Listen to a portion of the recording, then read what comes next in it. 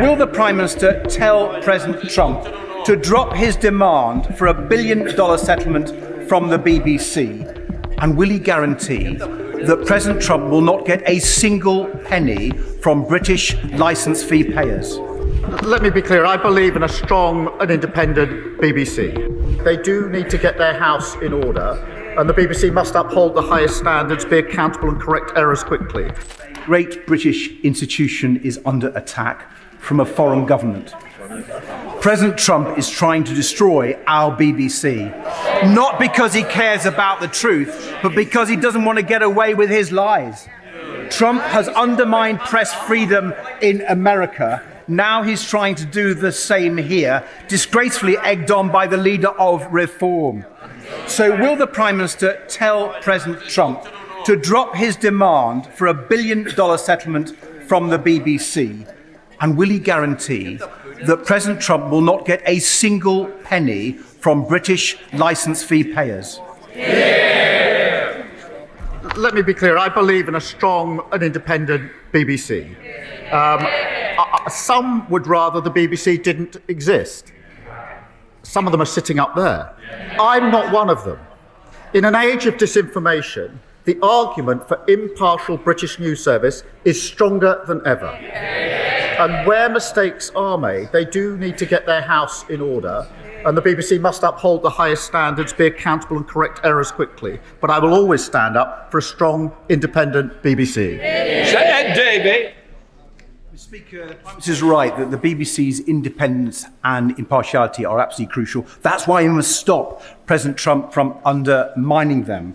But President Trump's not the only one, Mr. Speaker. The last government spent years undermining the BBC's independence and impartiality.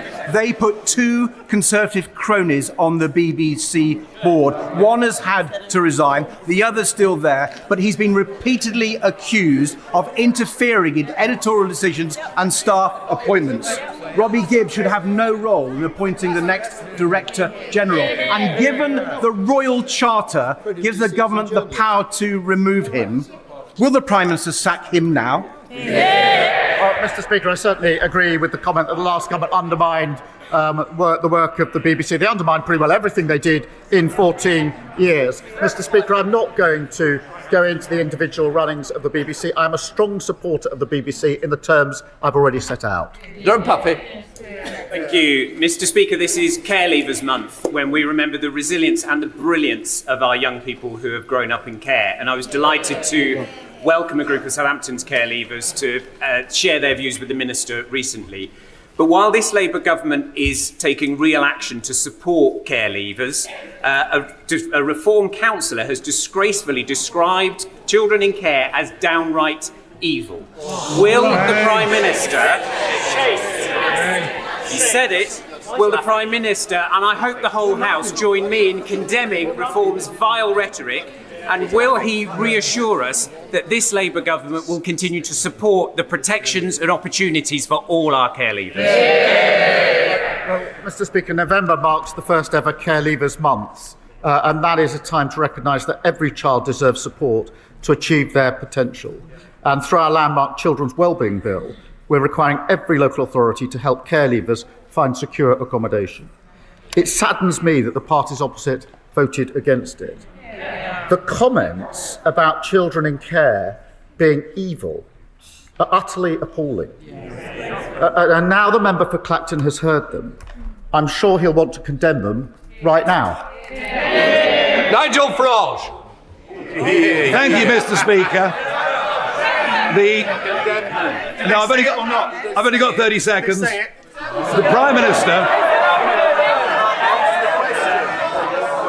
Prime Minister has stated very clearly that he wants to close the migrant hotels by the end of this Parliament.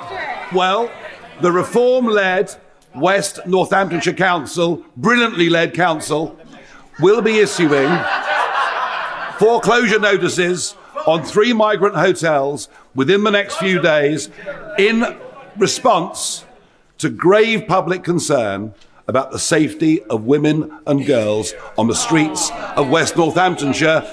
Would the Prime Minister approve of us speeding up the closure of the migrant hotels. Mr. Speaker, we will grip the mess we inherited and close every hotel. At their peak, under the previous government, there were 400 hotels. Now there are only 200 remaining. But he says he doesn't have time to condemn the comments calling children in care evil.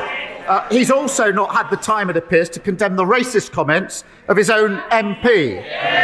Utterly spineless. Jeff Smith. Thank you, Mr. Speaker. Last week I visited the new diagnostic centre at Withington Community Hospital, and as well as the 85,000 new appointments it's going to create, I was really pleased to see the new solar panels and heat pumps being designed into the building. So in the week of COP, and can I thank the Prime Minister for his climate leadership and attending COP, in the week of COP, what more can we do to ensure that new public buildings have green energy designed into them? Well, Mr. Speaker, I was very proud to attend COP last week, and the UK is leading on tackling climate change, delivering energy security and getting bills down and generating hundreds of jobs across the country. We're investing over £250 million to put rooftop solar on schools, hospital and military sites across the country, and that will deliver £400 million of savings to renew our public services. Angus MacDonald.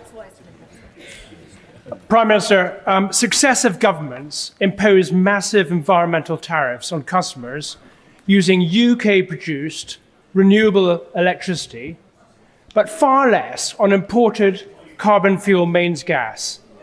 This is the main reason why those not on the gas grid, i.e. those living in rural Britain, pay a great deal more to heat their properties. Yes, renewable projects are important, but the huge environmental tariffs on our electricity bills are not fair. Would the Prime Minister acknowledge this injustice and commit his government to addressing this? Thank you. Can I absolutely recognise the need to address the imbalance between electricity and gas prices? We are exploring options to create a fairer system, and I'm happy for ministers to keep him updated on what we're looking at. It's thanks to those levies and Labour's expansion of the warm homes discount that 6 million families will be getting £150 off their energy bills this winter. And I know that he will welcome the £33 billion in investment from SSE, helping connect clean energy to areas across Scotland where it's most needed. Lindsay Powell. Thank you, Mr. Speaker. Prior to the general election, the Health Secretary visited Amber Valley and declared it an NHS dentistry desert. Since then, I've secured £240,000 of additional funding, encouraged my constituents to access the 16,300 emergency appointments in Derbyshire, and last week secured thousands of extra UDAs. But there is more to do. So can the Prime Minister update me on the progress of the contract negotiations with the BDA and the timescale that the department is working to? Well, Mr. Speaker, I'm appalled that we inherited such a situation where tooth decay is the most common reason where children between 5 and 9 are admitted to hospital. Every children's hospital under their watch, going in 5 to 9. I was very shocked when I heard this the first time at Alderhay Hospital up in the northwest, that more children being admitted to have their teeth taken out because they're rotting between the ages of 5 to 9 than any other operation. That was their record. They should just be ashamed of it. Ashamed of it. It's why I'm determined to rebuild NHS dentistry. I can confirm that discussions are underway with the sector, including the British Dental Association, on fundamental reform to the dental contract to get her constituents the care that they need and that they deserve.